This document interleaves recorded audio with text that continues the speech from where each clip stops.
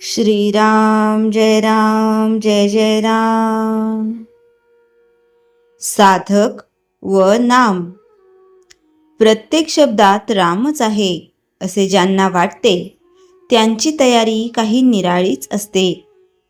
आपल्याला अमुक एका नावातच प्रेम येते, परंतु सिद्धांना मात्र कोणी कशाचाही उच्चार केला तरी नामाचाच केला असे वाटते. कोणत्या वाचेने नाम घ्यावे याचा नाही विचार करू. जसे होईल तसे नामस्मरण करा, पण नामाची कास सोडू नका. नाम घेऊन नामाचा अनुभव घ्या. विषयाचा घाला जेव्हा पडतो तेव्हा नामाची आठवण ठेवा. प्रल्हादाने नामाशिवाय दुसरे काय केले? प्रल्हादाने नामावर जसे प्रेम ठेवले तसे आपण ठेवावे. आजवरच्या सर्व भक्तांनी हेच केले. एक नामस्मरण करा, हाच खरा मार्ग. स्मरणात राहा म्हणजे विषय आपोआप मरतील. साधकाने लोण्यासारखे मऊ असावे. कोणाला कुठेही खुपू नये. आपण हवेसे वाटावे. आपण निस्वार्थी झालो तरच हे साधेल. कोणी आपल्या पाया पडताना मी या नमस्काराला योग्य नाही असे साधकाने मनामध्ये समजावे. म्हणजे कुणी नमस्कार केल्याचा अभिमान वाटणार नाही आणि न करणाऱ्याचा राग येणार नाही. सत्कर्मांनंतर आपली स्तुती ऐकायला साधकाने तिथे उभे सुद्धा राहू नये. भगवंत ज्याला हवा आहे त्याने असे समजावे की आपण आता कुस्तीच्या हौदात उतरलो आहोत. अंगाला माती लागेल म्हणून आता घाबरून चालायचे नाही. यासाठी चांगली माणसे पहिल्यानेच मातीत लोळतात, म्हणजे ती लाज जाते. भगवंताच्या प्राप्तीचे दोन मार्ग आहेत. एक मार्ग म्हणजे आजपर्यंत सर्व त्याच्या इच्छेने घडून आले. माझे जे सर्व आहे ते त्याचेच आहे. त्याचे तो पाहून घेईल. तो जे करील ते सर्वांच्या हिताचेच करील. उद्याचा दिवस त्याच्या इच्छेनेच यायचा आहे असे मनाशी ठरवून आपण त्याच्या स्मरणात निश्चिंत राहणे हा होय. दुसरा मार्ग म्हणजे मी जगात कुणाचाच नाही, मी रामाचा आहे असे म्हणून कुठेही प्रेम न ठेवता त्याच्या स्मरणात राहणे हा होय. हा मार्ग जरा कठीण आहे. यामध्ये मनाने इतर ठिकाणचे प्रेम तोडून टाकायचे असते, कारण प्रेम एकाच वस्तूवर राहू शकते. मन जर आपले ऐकत नसेल तर न ऐकू द्या. आपण चांगले वाईट शोधावे आणि त्याप्रमाणे करू लागावे. मन आपोआप तिथे येईल. म्हणूनच आपले मन मारा असे न सांगता आपले मन भगवंताकडे लावा असेच संत आपल्याला सांगतात. श्रीराम जय जय राम. चैतन्यवाणी हेच माझे सर्वस्व आहे असे नामात प्रेम असावे. श्रीराम जय जय राम. श्रीराम समर्थ. दासबोध समास 4 दशक 19. सखोल प्रवचनरूप विवेचन. या दशकात समर्थ माणसाच्या अंतःकरणातील दोष, विशेषतः मोह, आळस आणि विषयासक्ती यावर प्रकाश टाकतात. ते सांगतात, मनुष्याला बाहेरचा शत्रू फारसा हानी करत नाही, पण आतले दोष त्याला खाली खेचतात. हा उपदेश आपल्याला दासबोधमध्ये अत्यंत स्पष्टपणे दिसतो. 1. मोह, बंधनाची अदृश्य साखळी. समर्थ सांगतात, मोह म्हणजे फक्त व्यक्तीवर प्रेम नव्हे, तर आसक्ती. ज्याच्याशिवाय राहू शकत नाही असे वाटते ते मोहाचे चिन्ह. उदाहरण, एका आईला मुलावर खूप प्रेम होते. मुलगा चुकीचे वागू लागला तरी ती त्याला थांबवत नव्हती. गावातील एका साधूने तिला सांगितले, प्रेम उचलते, मोह पाडतो. आईने मुलाला शिस्त लावली. मुलगा सुधारला. समर्थ सांगतात प्रेम असावे, पण विवेकासह. 2. आळस, प्रगतीचा गुप्त शत्रू. समर्थ स्पष्ट म्हणतात, आळस माणसाला हळूहळू नष्ट करतो. आळशी माणूस स्वप्ने पाहतो, पण कृती करत नाही. उदाहरण, 2 शेतकरी होते. एक पहाटे उठून कामाला लागत असे. दुसरा म्हणे, उद्या करू.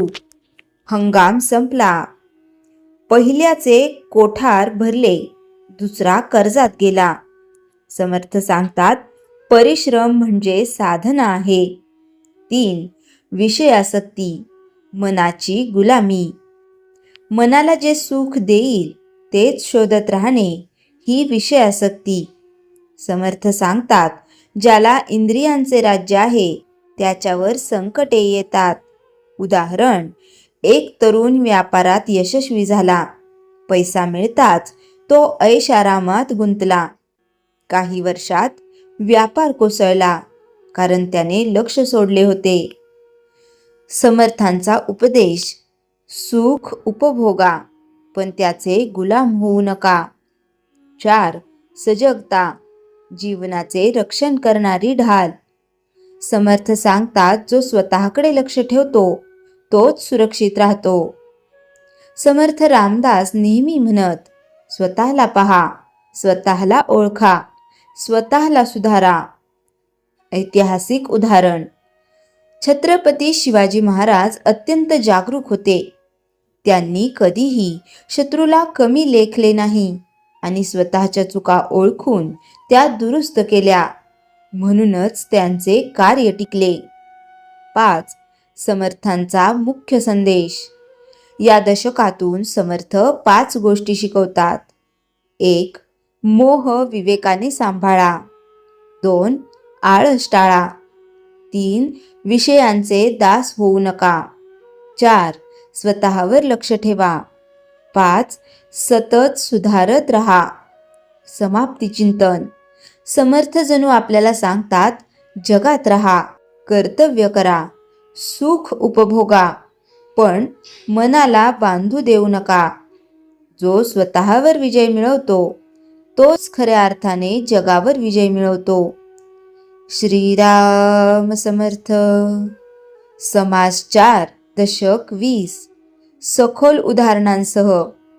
या दशकात समर्थ जीवनातील खरे धन काय आणि खरा तोटा काय याचे मर्म सांगतात. ते स्पष्ट करतात, बाह्य संपत्ती नष्ट झाली तरी माणूस उभा राहू शकतो, पण सद्गुण नष्ट झाले तर जीवनच ढासळते. हा अत्यंत व्यावहारिक उपदेश आपल्याला दासबोधमध्ये दिसतो. 1. खरे धन कोणते? समर्थ सांगतात, धन म्हणजे फक्त पैसा नाही. ज्ञान, विवेक, प्रामाणिकपणा, कर्तव्यनिष्ठा हेच खरे धन. पैसा चोरी जाऊ शकतो, सत्ता हिरावली जाऊ शकते, पण सद्गुण कोण काढून घेऊ शकत नाही. उदाहरण, एका गुरुकुलातील 2 शिष्य शिक्षण पूर्ण करून बाहेर पडले.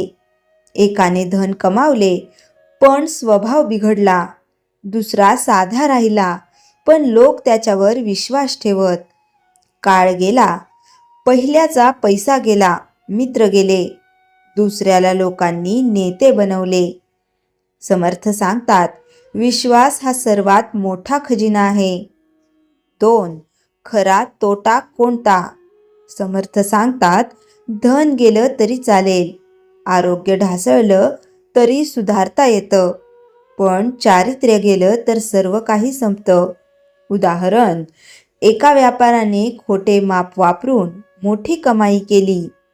सुरुवातीला तो यशस्वी वाटला, पण एकदा फसवणूक उघड झाली, त्याचे दुकान बंद झाले, लोकांनी त्याला टाळले. समर्थ म्हणतात, क्षणिक लाभासाठी कायमची हानी करू नका. 3. सद्गुणांचा साठा करा. समर्थांचा स्पष्ट उपदेश. जशी माणसं धान्य साठवतात तशी सद्गुण साठवा. सद्गुण संकटात उपयोगी पडतात. उदाहरण, एका गावात दुष्काळ पडला. एक शेतकरी धान्य साठवून ठेवत असे, दुसरा सगळं विकून टाकत असे. दुष्काळात पहिला शांत होता, दुसरा गावोगाव फिरत होता. समर्थ सांगतात, पूर्वतयारी म्हणजे शहाणपण. तसेच सद्गुण म्हणजे जीवनाची पूर्वतयारी आहे. 4. कीर्ती कशी मिळते? समर्थ सांगतात, कीर्ती पैसा देत नाही, ती कर्म देतात. ज्याचे वर्तन स्वच्छ, त्याचे नाव टिकते. ऐतिहासिक उदाहरण, छत्रपती शिवाजी महाराज यांनी संपत्तीपेक्षा धर्म, स्वराज्य आणि प्रजेचे रक्षण याला महत्त्व दिले. म्हणून त्यांचे नाव आजही लोकांच्या हृदयात आहे. याच मार्गाचा उपदेश समर्थ रामदास देतात. 5. समर्थांचा मुख्य संदेश. या दशकाचा सार पुढील 5 सूत्रात दिसतो. 1. सद्गुण हेच खरे धन. 2. चारित्र्य नष्ट होणे हा सर्वात मोठा तोटा. 3. सद्गुण साठवा, ते संकटात कामी येतात. 4. कीर्ती कर्माने मिळते. 5. बाह्य यशापेक्षा अंतःकरण स्वच्छ ठेवा. समाप्ती चिंतन. समर्थ जणू आपल्याला सांगतात, जमा करा पण सद्गुण जमा करा. जपा पण स्वभाव जपा. जिंका पण मन जिंका. ज्याच्याकडे सद्गुणांचे धन आहे तो कधीच गरीब नसतो. श्रीराम समर्थ. श्रीराम जय राम जय जय राम. जयाच्या जनी जन्मनामार्थ झाला, जयाने सदा वासनामात केला. जयाच्या मुखी सर्वदा नाम कीर्ती, नमस्कार तया ब्रह्मचैतन्य मूर्ती. श्रीराम जय राम जय जय राम. जानकी जीवन स्मरण जय जय राम.